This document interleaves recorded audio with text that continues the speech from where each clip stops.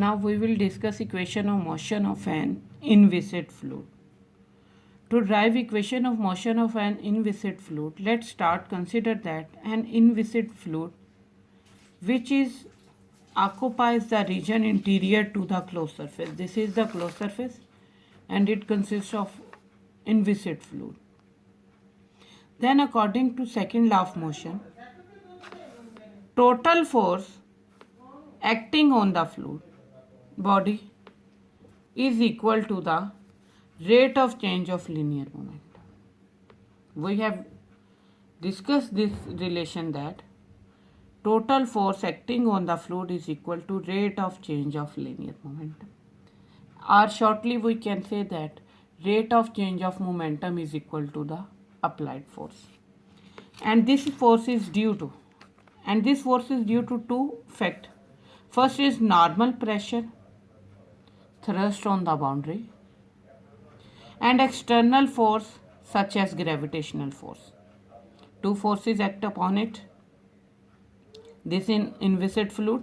First is normal pressure, thrust on the body, that is pressure applying by the fluid on the surface or boundary of that surface.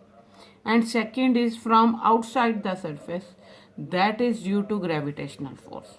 Forces are of two types, so total force will be the sum of thrust force and gravitational force per unit mass.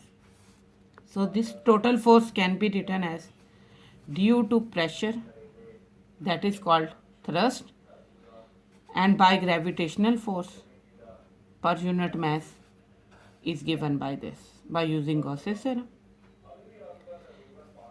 Now normal is inward direction, so this will be with the negative sign, and total force is equal to sum of thrust and due to gravitational force per unit mass, because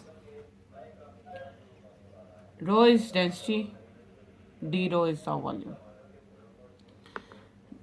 and this is the total force. This total force should be equal to the change in linear momentum. So what is linear momentum?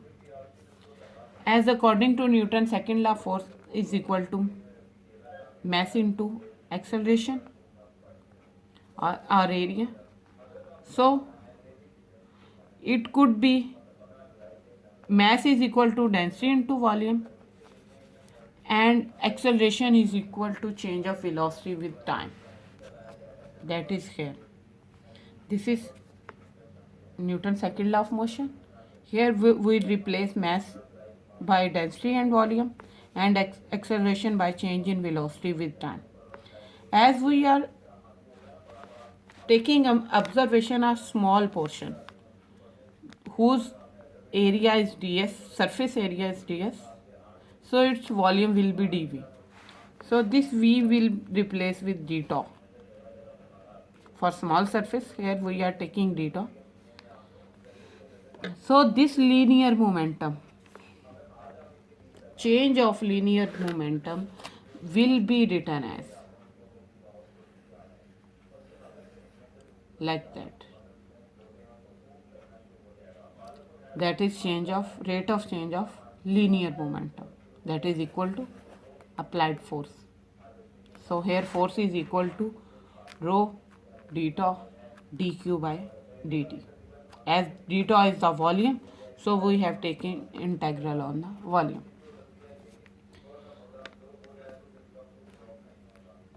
Now from equation 1 and equation 2, as change in momentum is equal to the applied force, so we will equate both these and we will get this form.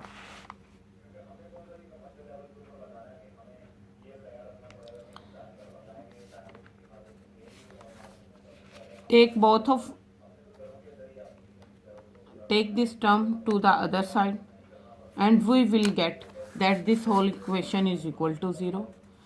Taking d tau common from volume, change in volume common from three terms, and we will get inside term function into density minus del into pressure minus rho dq by dt into d tau is equal to 0. Volume of integration is arbitrary. So integral sign will be vanished and we will get only this term, that product of force and density, del and pressure, density and acceleration is equal to 0. From this equation, take rho dq by dt at the other side. We will get force into density minus del into pressure is equal to density into dq by dt. Now separate dq by dt term, that is change of velocity of the fluid with respect to time, take it at one side and r on the other side. As rho is in multiplication, at other side it goes into division, and separate it, we will get dq by dt is equal to f minus del into p by rho. This is pressure is the scalar quantity. So when del applied to the scalar function, this is called gradient of that function. When del is applied to any vector, this is called divergence of that vector. When del is applied to a scalar, this is called gradient of that. Divergence also always give a scalar answer, but gradient gives us vector answer. So this is the equation of motion for an inviscid fluid